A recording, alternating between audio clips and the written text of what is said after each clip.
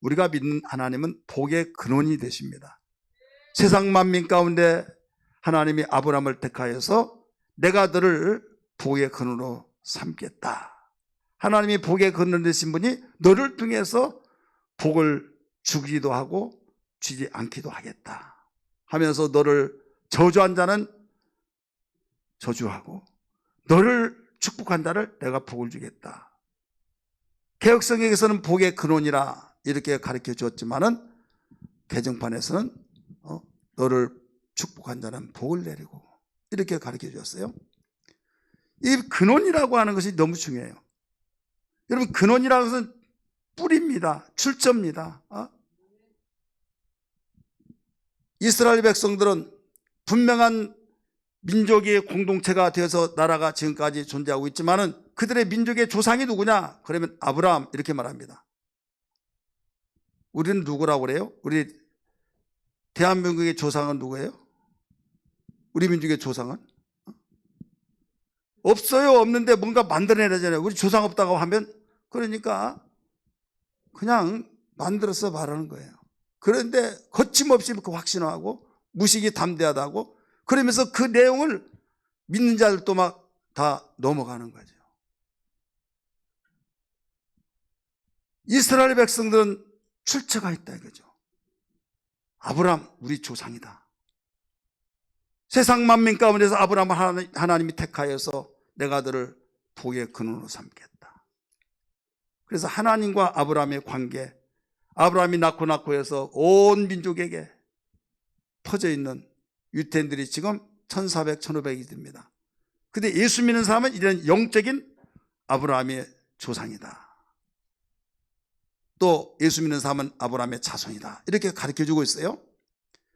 그래서 이스라엘 민족의 모든 출처 근원은 어디냐? 하나님이에요.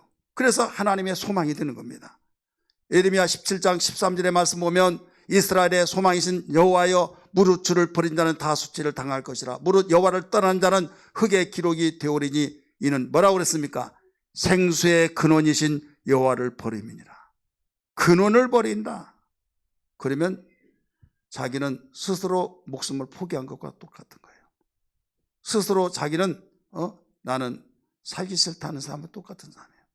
근원. 사람이 죽을 위기에 있으면요, 살려고 어떻게 하면 살 길이 없나 몸부림치는데 우리는 이 사실을 세상이 알지 못한다 할지라도 하나님 우리에게 가르쳐 주셔서 하나님이 복의 근원이시다, 생사주관자이시다, 역사의 주인공이시다, 모든 면에서 근원이시다. 근원. 그렇기 때문에 이스라엘 백성들은 이걸 알았기 때문에 이스라엘 모든 자들은 너희들의 소망이 하나님이 아니냐? 그럼 우리는 혈통적으로는 이스라엘 자손이 아니지만 영적인 면에서는 예수 믿는 자는 모두 다 아브라함의 자손이다 하신 말씀을 기억하시면 아멘 하시 바랍니다. 그래서 아브라함은 누구하고 관계가 맺어져요? 하나님. 그래서 우리는 하나님을 아버지라고 하면서 하나님이 우리의 소망이 되어야 될 줄 믿습니다. 하나님이 복의 근원이신 것을 믿기 바랍니다. 5월달 가족 구원 여운 사랑의 달을 통해서 5월 마지막 주일을 통하여 저는 복받는 가정이 되라, 이런 제목을 가지고 말씀을 지금 증거하고 있습니다. 오늘 우리는 어떤 가운데서도 정말 가정이 복받기를 원하고 가정이 행복하기를 원하고, 이건 과거 현재뿐만 아니라 앞으로 미래의 사람까지, 우리나라 민족만이 아니라 모든 세상의 민족, 모든 가정을 세워 가정의 공동체의 사람들이 다 가정이 행복하기를 원해요. 복받는 가정이 되기를 원해요. 그런데 마음대로 복받고 싶다고 해서 복받는 건 아니고 거기에서 정반대로 가는 가정들이 얼마나 많습니까? 내 마음대로 안 되어진 것이 있죠. 왜 그러느냐? 나도 몰라요. 모른다 이거죠. 그런데 하나님은 가르쳐 주셨어요. 당신을 믿고 섬기고 따른 자들에게 내가 복의 근원이다, 행복의 주인공이다. 그래서 오직 그 복이 어디에서 나오느냐 이거죠. 많이 여러분 들어서 아시겠지만 생수라고 하는 것은요, 계속 땅을 파고 또 어디서 물이 나오면 거기서 물이 콜콜콜 솟아나면 거기서 흘러갈 때 이 물이 어디에서 나올까? 역으로 돌아가서 보면 어디에서 생구멍에서 나오기 때문에 이 도랑에 물이 흐르고 있구나 알 수가 있죠. 수십 년 전에 한 30년 그쯤 되는데요, 울릉도를 갔어요. 우리 친구 목사님이 거기서 목회하길래 우리 동기 목사님들에게 목사님들 제가 여기 있을 때 꼭 다녀가시라고 거기를 갔습니다. 날의 분지가 있습니다. 여기는 수력발전소가 있는데 수력발전소 물이 나오는데 대단하다고 1m 직경에서 모든 물이 콜콜콜 쏟아서 바다로 내려가는데 거기에 어디에서 나오나 여기서 나옵니다 가르쳐 주더라고요. 근데 거기에 연못이 있는데 그 연못에서 물이 얼마나 푹푹 올라오든지 나중에 산사태 나서 문제가 있을까 봐 거기에 큰 돌멩이를 막 거기다가 계속 얹어서 이 힘을 더 이상 솟아나오지 못하도록 조절을 하고 있더라고요. 근데 거기에서 그래도 계속 나오는데 이 1m 직경의 물이 계속 밑으로 내려가더라도 물이 거기에 줄어들지 않고 그대로예요. 그러니까 그만큼 계속 솟아난다는 거죠. 그러면 그것을 알지 못하고 밑에 있는 사람이 이 물이 어디에서 나와 하겠지만 그걸 아는 사람은 그 연못에서 물이 생수가 돼서 솟아 올라오니까 이게 없다고 한다면 여러분 말라버리는 거예요. 가뭄에 여기저기 도랑을 파고 여기에 웅덩이를 파면 물이 다 스며들어서 모여집니다. 그러나 가물 때는요 웅덩이가 됩니다. 생수는 가뭄이 있든 없든지 간에 그대로 속에서 올라오기 때문에 여름에는 시원하고 겨울에는 따뜻한 물이 나옵니다. 사랑하는 성도들이요, 생수의 근원 되신 하나님과 관계없는 복은 복이 아닙니다. 예수님을 믿지 않은 사람이 믿는 사람보다 훨씬 잘 살고 평안하고 일이 잘 되었을 때 너무나 부러워서 야 잘 된다, 우리는 왜 이렇게 살까, 저 사람들은 저렇게 잘 살고 저 많은 복을 받았는데 그러면서 미혹을 받아요. 마음속에. 사랑하는 성도들이요, 분명한 사실을 알아야만 됩니다. 예수님을 믿지 아니하신 분들은 듣기에 거북할는지 모르겠지만 사실을 말씀을 드리지만은 예수님을 알지 못한 사람은 생수의 근원이 없는 분이에요. 이해되시면 아멘 하시 바랍니다. 생수의 근원이 없다 이거죠. 근원이 없다고 보니까 근데 어떻게 잘 사냐, 어떻게 행복하다고 하느냐. 어떤 가시적인 면에서는 잘 살고 멋있고 부러움의 대상이 되지만은 속에서는 텅텅 비어있는 강정처럼 공허하다 이거죠. 공허하기 때문에 그 많은 유명세를 달리는 사람들을, 많은 사람들이 정말 부러움의 대상들, 그런 사람들이 극단적인 행동을 취하여서 왜 저 사람이 죽었을까, 나중에 보니까 몇 수십억이 남고 돈이 없어서가 아니다 이거죠. 아무리 취한다 할지라도, 유명선을 달렸다 할지라도, 아무리 부러움의 대상이 되었다 할지라도 가슴 속에 채울 수 있는 것을 못 채웠다 이거죠. 어떤 사람은 그걸 채우기 위해서 마약을 하기도 하고 가지가지 여러 가지 이것을 해볼까, 이것 해보면 행복하겠지, 그걸 다 해봤지만은 안 되더라 이거죠. 왜? 우리의 영적 요소를 알지 못하기 때문에. 사람은 영혼과 육체로 구성이 됐다는 걸 믿기 바랍니다. 육체는 흙에서 나왔고 영혼은 하나님께로 나왔기 때문에, 육신의 양식은 흙에서 나왔기 때문에 흙에서 나오는 음식을 먹고 살아야 육체의 양식이 되고, 우리 영혼은 하나님께로 나왔기 때문에 하나님께로부터 나오는 말씀을 먹고 살아야 할 영혼의 양식이 있다는 걸 믿기 바랍니다. 세상을 이걸 알지 못하니까 육신의 양식만 풍성하면 겉으로 볼 때 부자다, 잘 산다, 행복하다, 멋들이다 하면서 예수 믿으면서 항상 동경하고 나는 왜 복을 못 받았나. 이미 하나님, 생수의 근원이신 하나님과 함께하고 하나님이 나와 함께하시면 복 받았다는 사실을 확실히 믿기를 바랍니다. 흔들리지 말라 이거예요. 확신을 가지라 이거죠. 사람은 어떨 때 봐야 하느냐, 가장 어렵고 힘들고 다른 사람이 절망하고 자질해서 나 이제 더 이상 못 살겠다, 그런 위기에, 그때에 살아남는 자, 이건 내 힘으로 된 거 아니에요. 하나님이 끌어주고 밀어주고 보호하셔야 될 줄 믿습니다. 그냥 평범할 때는 몰라요. 자주 비가 왔을 때 어디를 파더라도 그냥 옆에서 스며드는 물이, 웅덩이에 물이 채워진다 이거죠. 가물어 봤을 때 알듯이. 오늘 본문의 말씀 그 사건입니다. 여리고성을, 요단강을 건너기 전에 정탐꾼을 2명을 보내서 그 성이 어떤 성인 거를 한번 확인해 봐라 해서 가서 정탐을 하기 시작합니다. 해가 저물어 갑니다. 이제는 어디 잘 때 가는데 마침 숙박업소가 있는데 그 숙박업소가 기생들이 있는 곳이었어요.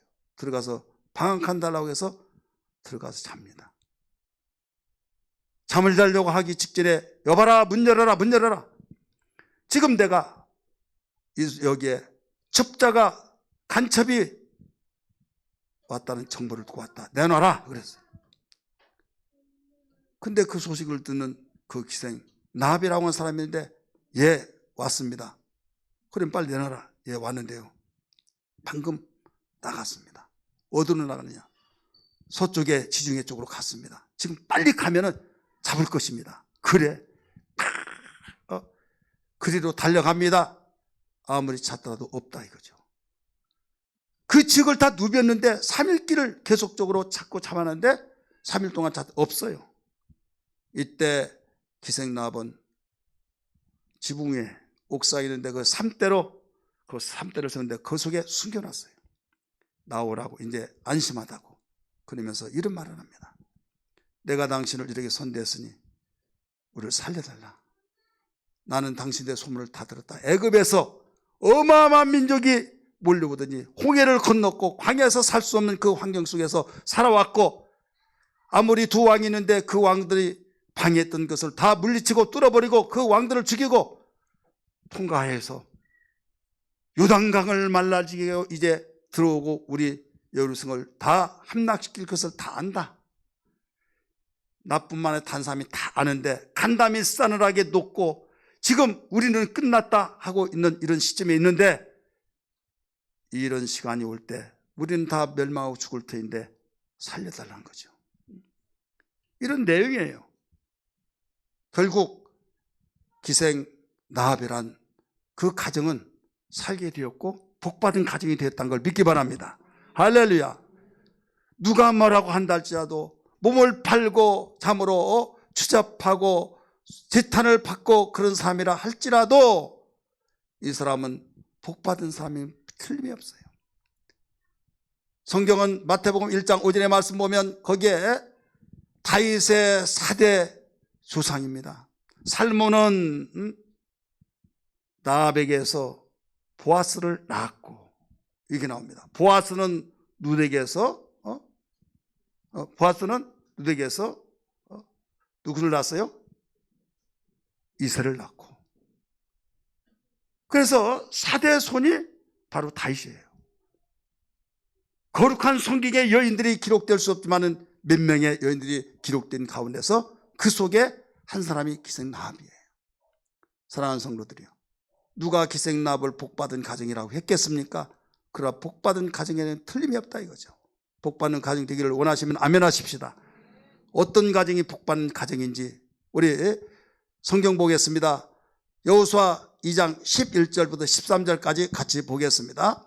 시작. 우리가 듣자 곧 마음이 놀랐고 너희로 녹았고 너희로 말미암아 사람이 정신을 잃었나니 너희의 하나님 여호와는 이루는 하늘에서도 아래로는 땅에서도 하나님이시니라. 그러므로 이제 청하노니 내가 너희를 선대하였은즉 너희도 내 아버지 집을 선대하도록 여호와와 내게 맹세하고 내게 증표를 내라.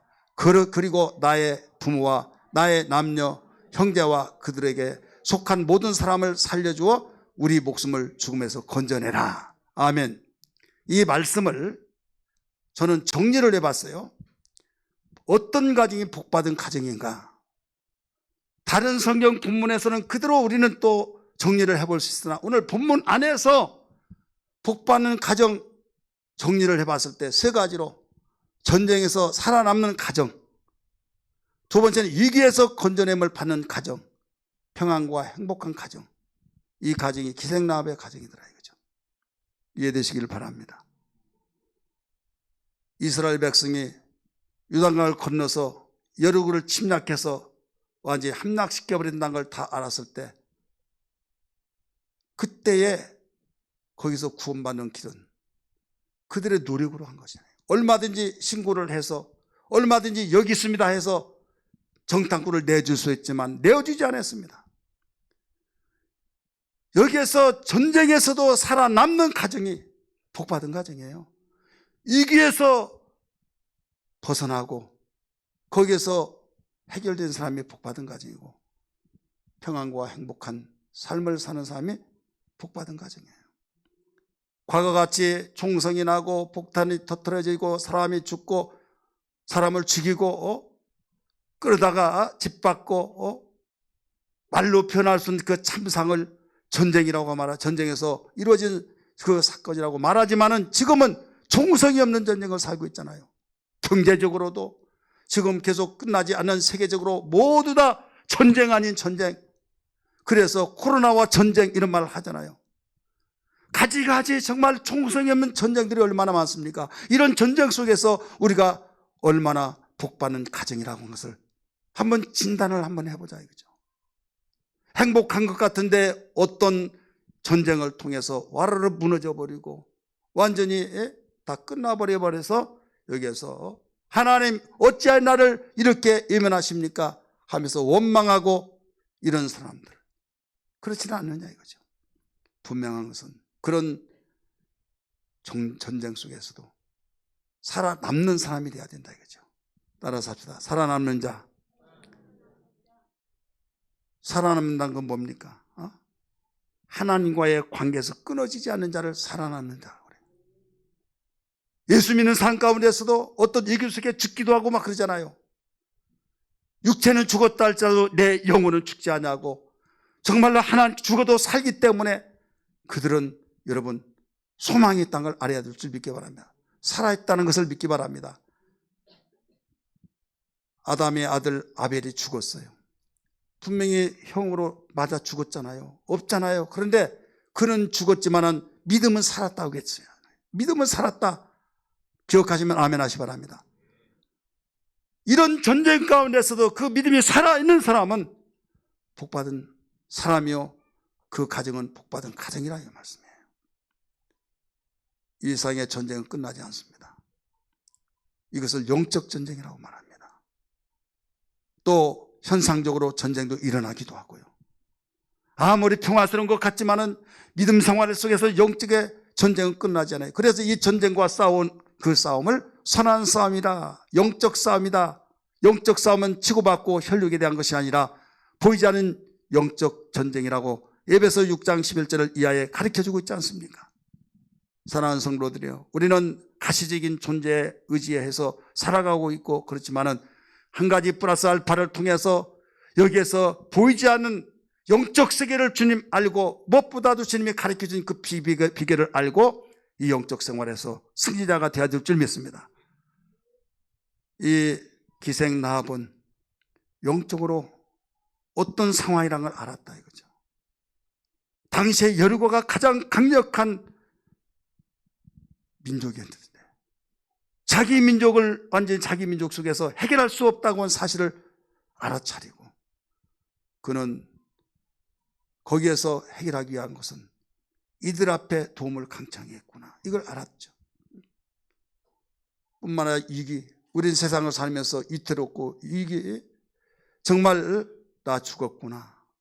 거기서 벗어나지 못한 사람이 있고 거기서 그 자리에서 끝나버린 사람이 있어요. 거기서 나오는 사람, 위기에서 해결되진 사람, 이 사람이 복된 사람이요 이 가정이 복된 가정이라는 걸 믿기 바랍니다. 이 말은 무슨 말입니까? 예수 믿는 사람도 위기가 온다는 거예요. 하나님 섬기는 사람들도 위기가 있다는 거예요.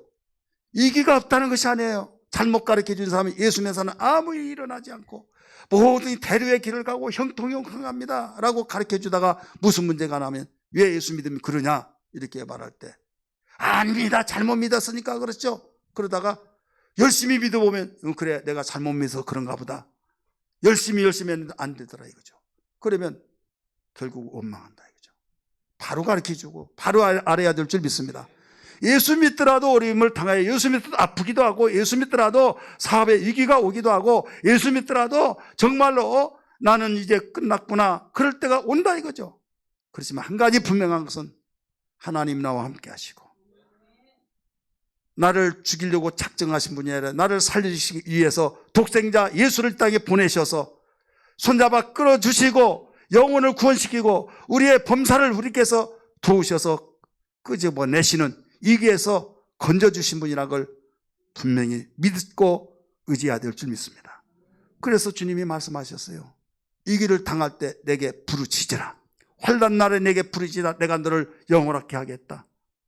예수님이 이 세상에 오셔서 구하라 그러면 주실 것이요 문을 두드리라 그러면 열릴 것이요 얼마든지 기도에 대해서 가르쳐준 이유는 뭐냐면 세상에 위기가 올 때 방관하지 말고 포기하지 말고 절망하지 말고 위기에 올 때 기도할 때다 생각하고 위기에서 벗어나라 이거예요. 위기에서 해결을 받으라 이 말씀을 가르쳐준 겁니다. 그러므로 우리가 세상을 살면서 위기가 올 때 원망하지 말고 하나님께 기도할 귀한 시간으로 깨닫고 주님 나에게 위기가 왔습니다. 이 위기를 건져주시옵소서. 위기에서 일어나게 도와주옵소서. 주님 구원하여 주옵소서. 이렇게 부르짖고 해결되었을 때 기로 만들었던 하나님이 살아계시다는 걸 알고 하나님께는 영광이 되어지고 하나님 살아계시다 간증하며 확실히 복음을 간증을 나눔의 시간으로 만들어낼 줄 믿습니다. 성경은 이런 이야기로 가득 채워졌어요. 그래서 우리 성도들은 어떤 가운데서도 복받는 가정이 되어야 될 줄 믿습니다. 그 다음에 이제 그 기생나합의 가정이 평안해졌잖아요. 자기가 추측한 대로 나라가 망해버리고 없어졌을 때 그 기생나합의 가정은 평안이 되었고 행복이 되었고 거룩한 성경에도 기록되었고 예수님이 태어나는 조상이 되었지 않습니까? 사랑하는 성도들이요, 이 세상은 어렵습니다. 살아가기 힘듭니다. 이 길을 내릴지 모를지 아무도 알지 못한 가운데 살얼음판에 걸어가고 있는 삶을 살고 있는 것이 우리 인생살이에요. 그러나 하나님이 함께 하심을 믿고 믿음으로 살고 있는 걸 믿기 바랍니다.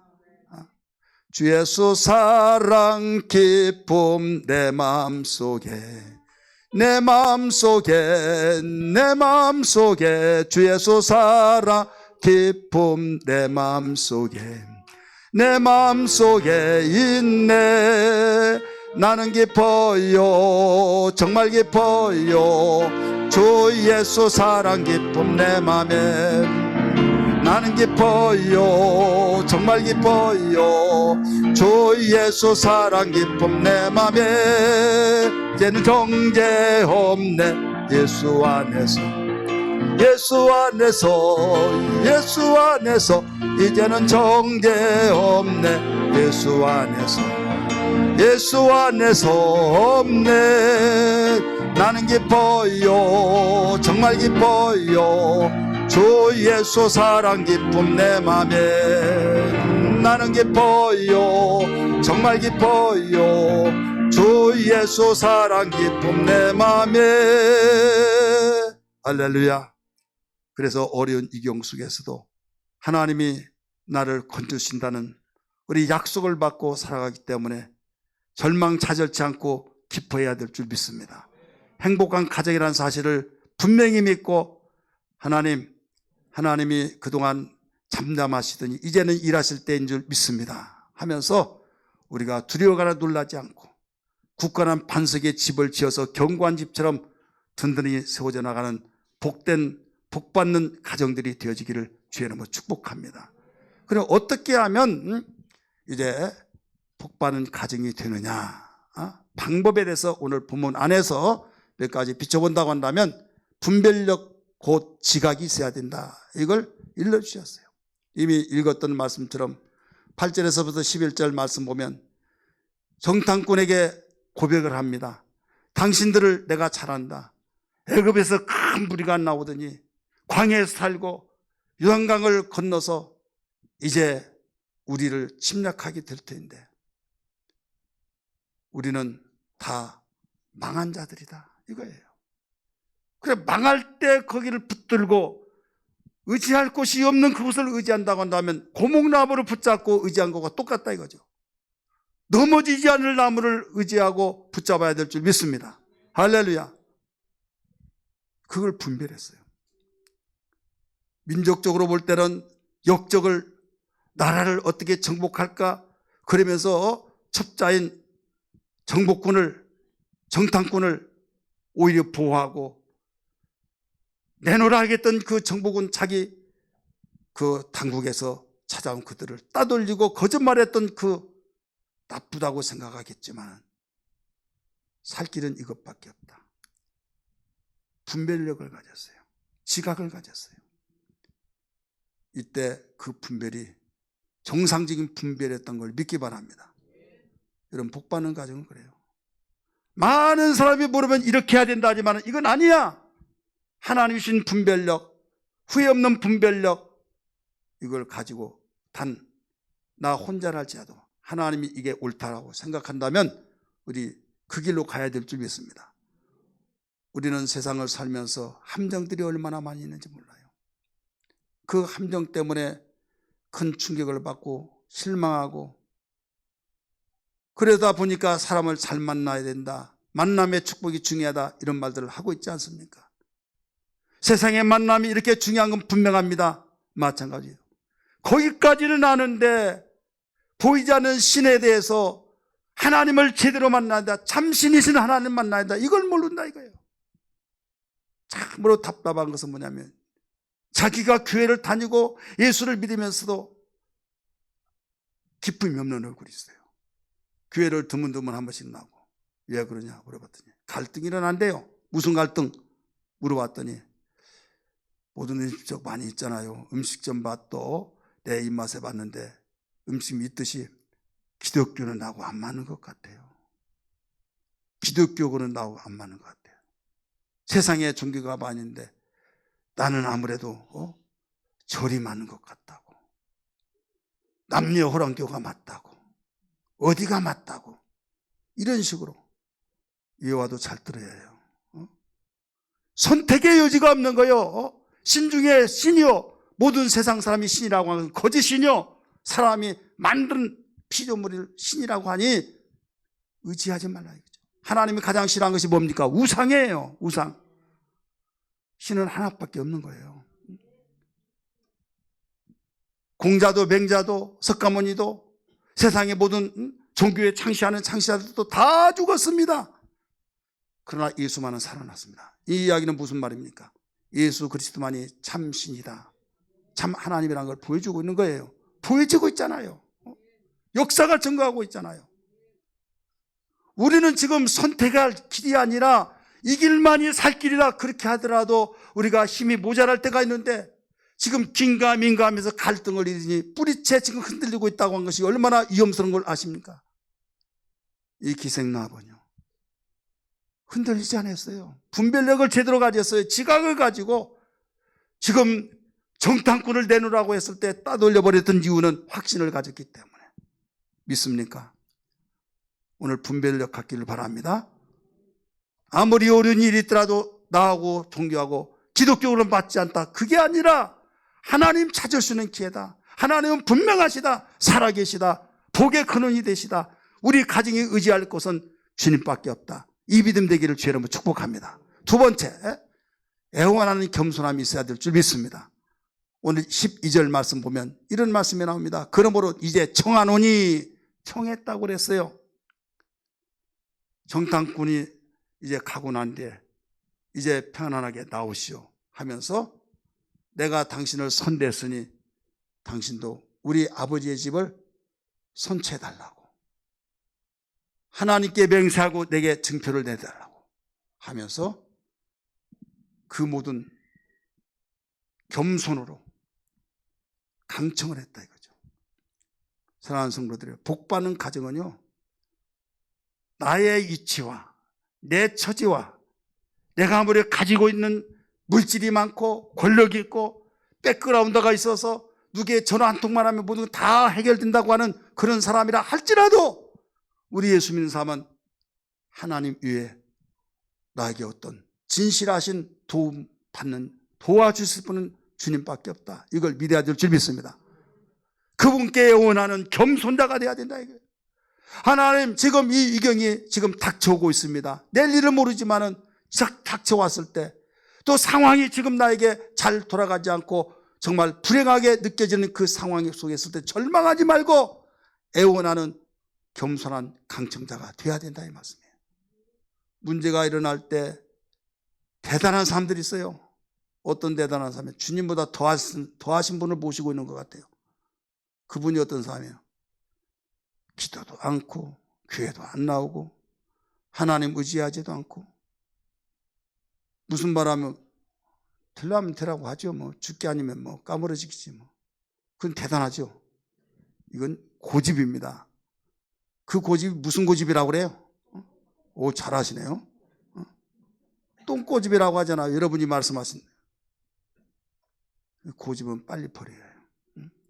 이 사람은 삶을 포기한 사람과 똑같아요. 행복을 포기해버린 사람과 똑같아요. 하나님이 세우신 가정, 행복하게 살라고, 하나님께 영광을 돌리며 살라고 하나님이 독생자 예수를 보내주셨음에도 불구하고 포기하고 사는 사람이 여러분 가장 미련하고 하나님과의 역으로 가고 있지 않습니까? 어려운 일을 당하고 힘들 때 내 가정이 지금 참 힘들다 느껴질 때가 많이 있지 않습니까? 물질 때문에, 자녀 때문에, 또 사업 때문에, 직장 때문에, 더 나가서 남모른 가슴앓이 때문에 그럴 때마다 하나님께 간절히 애청하면서 겸손함으로 간구할 수 있는 그 신앙이 복받는 가정이 된다는 사실을 오늘 본문에서 가르쳐주고 있다 이거죠. 깨달아지면 아멘 하십시다. 세 번째는 우리 가정 속에서 구성원이 있는데 같이 살아야 된다. 그래서 돌봐야 된다 이거죠. 온 식구들을 따라서 합시다. 온 식구들을 돌봐야 된다. 그 사람이 복받는 가정이에요. 성경에 보면요, 공동체로 가르쳐 주는 것이 있고 개인적으로 가르쳐 준 것이 있어요. 민족의 공동체, 바로 개인의 그 가정의 공동체, 가장 작은 공동체가 가정이에요. 아무리 열심히 제대로 되려고 하지만은 공동체 그 단체 자체가 숫자가 더 많이 악의 길로 가버리고 하나님이 싫어하는 길로 가면 망하는 거예요. 불행해진 거예요.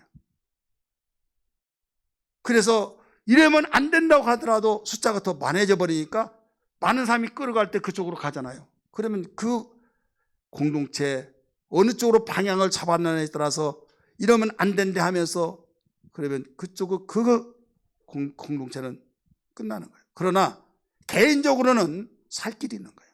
대표적으로 한번 가르쳐 드릴까요? 성경에서 나발이라는 가정이 있잖아요. 나발 가정의 공동체. 다윗이 먹을 것이 없어서 자기의 종들을 보내서 먹을 것을 가지고 오라고 합니다. 다윗이 말씀하시기를 아시죠? 하면서 먹을 것이 있으면 달라고 했더니 다윗이 어떤 놈이냐? 우리 집에 들락거리는 사람이 한두 놈이냐?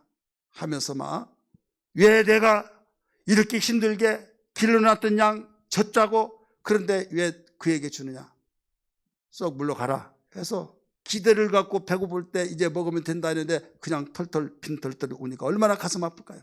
야, 칼을 차라 하면서 내가 그 나발의 집을 처치하지 않으면 하나님이 나에게 벌을 줄 것이다 해서 지금 그 가정을 끝내버리려고 한 거예요. 이때 그의 부인 아비가일이 나왔잖아요.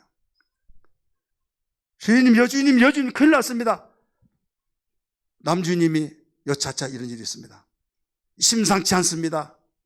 그러니까 여기에서 자기 남편에게 참 미련하다고 하면서 빨리 준비해라. 양을 준비하고 건포도를 준비하고 떡을 준비하고 해서 지금 다윗 있는 쪽으로 갑니까 안 갑니까? 가잖아요. 가정의 공동체에 위기가 왔습니다. 이때 개인적으로 아비가일은 정말 거기에서 그 사람이 아니었어요. 이때에 결국 다 무너질 그런 위기에 하나님이 처리해 줬고 그는 혼자 되었을 때 왕비가 되어버린 거예요. 결국 믿으시길 바랍니다. 개인적으로는 축복을 받고 길이 있지만은 공동체에서는 같이 어려움을 당한 거예요. 민족의 공동체도 마찬가지잖아요. 오늘 우리는 이런 사실을 알고 정말 가정이라고 하는 공동체 속에서 함께 공동체 복받는 가정이 되려면 같이 더불어 나가야 될 줄 믿습니다. 그러려면 돌봐야 된다 이거죠. 돌보는 것이 얻는 것이 가장 큰 돌보며 진실한 돌보며 완벽한 돌보기입니까? 예수 잘 믿는 거, 잘 믿게 하는 거, 이것이 돌봄이란 걸 믿기 바랍니다. 아무리 효도하고 물질로 돕고 정말로 어떤 정말 일을 도와주는 그런 헌신력이 있다 할지라도 예수를 믿든 안 믿든 나는 모른다. 예수 믿더라고 말하면 싫어하니까 나는 그 말은 하지 않는다 라고 하면요, 여러분 부분적으로만 도왔지 완전하게 도운 건 아니에요. 오늘 사랑에 대한 특성을 해주셨습니다. 우리가 함께 은혜 받고 하나님께 영광 돌릴 줄 믿습니다. 사랑이 뭡니까? 고린도전서 13장에 있는 그 사랑, 성내지 않냐고, 정말 투기하지 않냐고, 오래 참고 막 가지가지 내용이 많이 있잖아요. 몇 가지인 줄 아세요? 15가지가 돼요. 이걸 다 지켰다 할지라도 여러분 전도하지 않는다고 하면 이게 사랑이 아니에요. 요한일서 4장 8절에 보면 하나님은 사랑이십니다. 9절에 뭐라고 나옵니까? 독생자를 보내어서 우리를 화목제물로 주셔서 우리를 살리려 하려 하십니다. 살려내는 것이 바로 사랑이다 이거죠. 세상의 사랑이 말하는 그 사랑 속에 살려낸 것이 여러분 포함되지 않으면 하나님이 말하는 사랑이 아니에요. 많은 사람이 사랑으로 시작해서 사랑으로 끝났는데 사랑으로 시작해서 미움으로 끝나버린 이유가 뭔지 아십니까? 나를 사랑해달라고 주는 사람은 없다 이거죠. 그러니까 문제가 생긴 거예요. 사랑은 주는 거고 주는 극치가 뭔지 아십니까? 희생하는 거예요.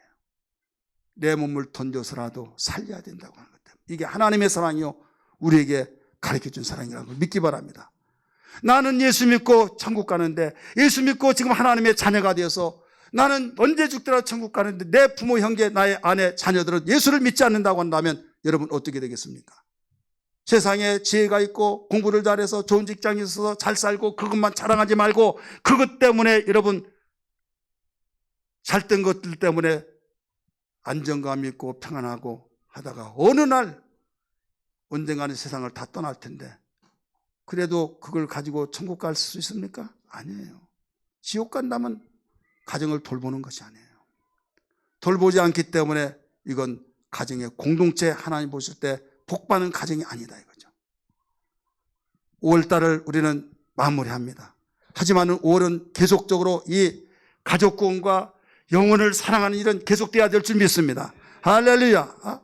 나의 가정 속에서 예수 믿지 않은 자녀, 예수 믿지 않은 부모 형제, 예수 믿지 않은 정말 나의 관계되는 식구 구성원 중에서 한 사람이라도 있다고 한다면 모두 정말 애통이 여기면서 아무리 정말 한 사람이 부러워하는 나의 가시적인 물질의 복과 사업의 복과 자녀의 정말 출세의 복들이 다 주어진다 할지라도 건강의 복이 보장되고 지금 아무 병이 없다 할지라도 여러분 위기는 언제 찾아올지 아무도 몰라요. 거기에 의존하지 말고 예수 믿는 귀한 삶이 돼야 된다 이거죠. 온 식구들 돌보기를 바랍니다. 영혼을 구원시키는 데 돌보기를 주의 이름으로 축원합니다. 그리할 때에 복받는 가정이 되는 거예요. 예수 믿는 사람도 위기가 찾아온다고 했어요? 안 찾아온다고 했어요? 찾아온다고 그랬죠. 이때 위기를 해결하면 된다고 그랬어요. 감기가 들면 감기를 해결하니까 감기에 위협을 느끼지 않잖아요. 해결할 수 없으면 그게 위기예요. 그런데 그걸 위기 속에 벗어나면 그것은 나의 좋은 경험이 되고 더 확신과 야 내가 한 가지 배웠구나 하면서 담력을 키워나간다는 것을 믿으시길 바랍니다. 사랑하는 성도들이요, 오늘 우리는 이 시간 결단하면서 주님 복받는 가정 되기를 원합니다. 세상의 사람이 복받는 가정, 정말 아프지 않고 내가 하고 싶은 걸 잘 되어지고 사회에서 출세하고 명성이 있고 많은 사람이 부러우면 다 복받는 걸로 생각하고 있지만은 그 속에 당사자들에게 물어보십시오. 하나님 믿지 않냐고 예수 믿지 않으면 공허해가지고 텅 빈 강정과 같다는 사실을 알아야만 합니다. 분명한 사실입니다. 예수로 채워지기를 바랍니다. 예수로 채워져야 될 줄 믿습니다. 믿지 않는 남편, 믿지 않는 아내, 믿지 않는 부모 형제들, 부모 형제 친척 모두 정말로 내가 사랑하고 복받는 가정 되기를 원한다고 한다면 예수로 무장하고 구원되어지는 역사가 있어야 될 줄 믿습니다. 기도하겠습니다.